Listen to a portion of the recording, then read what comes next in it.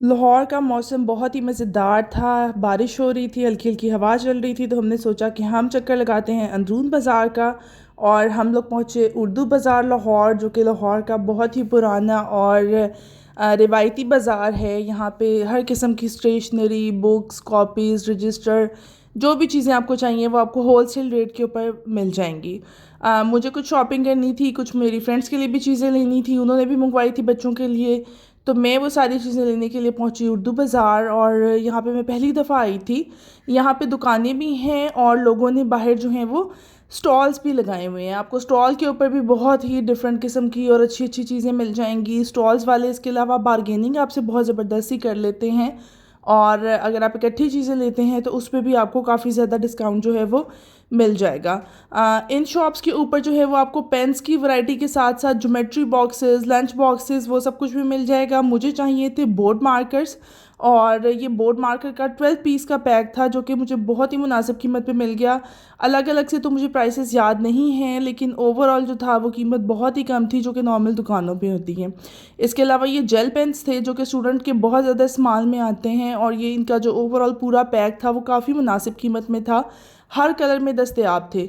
Removers भी थे, ये हाईलाइटर्स भी इनके पास मौजूद थे। इसके अलावा जो पेन की मुकम्मल वैरायटी इनके पास मौजूद थी। इंक पेन जो होते हैं बच्चों के लिए यूज़ होते हैं। फिर ये मैंने पेंसिल्स ली, जो कि दर्जन के हिसाब से यहाँ पे मिल रही थी। तो अगर आपके बच्चे हैं और वो स्कूल जाते हैं तो आप वहाँ यहाँ से आके पूरी स्टेशनरी ले सकते हैं। ये इरेज़र का पैक था, क्योंकि छोटे बच्चे जो हैं वो इरेज़र बड़ी जल्दी गुम कर देते हैं, तो मैंने ये पूरा पैक ही ले लिया था। और इसके ऊपर कंपनी वगैरह सब कुछ मेंशन होता है। इरेज़र और पेंसिल लेने के बाद जो था वो मुझे कुछ शॉर्पनर्स भी चाहिए थे, कुछ पेन्स भी चाहिए थे। यहाँ से मैं चूज़ कर रही थी कि कौन से वाले जो पेन हैं वो बच्चों के लिए इस्तेमाल होंगे। ग्रेड 5-6 के बच्चे जो हैं वो पेन यूज़ करते हैं।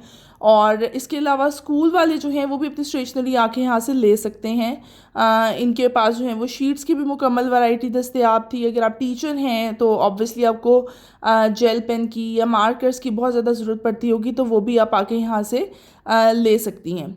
इसके अलावा ये इनके पास पाउचेस भी थे डिफरेंट तरह के बच्चों के, और बड़ी ही मुनासिब कीमत में थे। स्केल्स थे जो कि लकड़ी के भी थे। और इसके अलावा ये मैं बाज़ार का आपको मंज़र दिखा रही हूँ। यहाँ पे आपको जो है वो बच्चों की डिफरेंट तरह की राइटिंग बुक्स जो हैं वो बहुत ही मुनासिब कीमत में मिल जाएंगी। ये वाली जो बुक्स थी, जो बच्चों के कायदे होते हैं पढ़ने वाले, मोटे थोड़े से जो गत्ते के बने हुए होते हैं, 4 in 1 या 3 in 1 होते हैं, जिसके अंदर ये वहाँ पे 150 ईच मिल रहा था, जो कि बहुत ही मुनासिब प्राइस है। और इसके अंदर 4 जो थे वो डिफरेंट तरह की चीज़ें जो थी वो एक के अंदर इंक्लूडेड थी। इसके अलावा ये बच्चों के जो क्लिपर्स होते हैं, गत्ते जिनको कहते हैं एग्ज़ाम्स के लिए, ये बड़े मुनासिब कीमत पे मिल रहे थे, और इनकी बहुत ज़्यादा सारी वैरायटी दस्तयाब थी। ये जी हमारी सारी शॉपिंग कंप्लीट हो गई थी। यहाँ पे इसका बिल हो रहा था। साथ ही अंदर ये गली का मंज़र है उर्दू बाज़ार की, जो कि बहुत ही ज़्यादा कदीम है।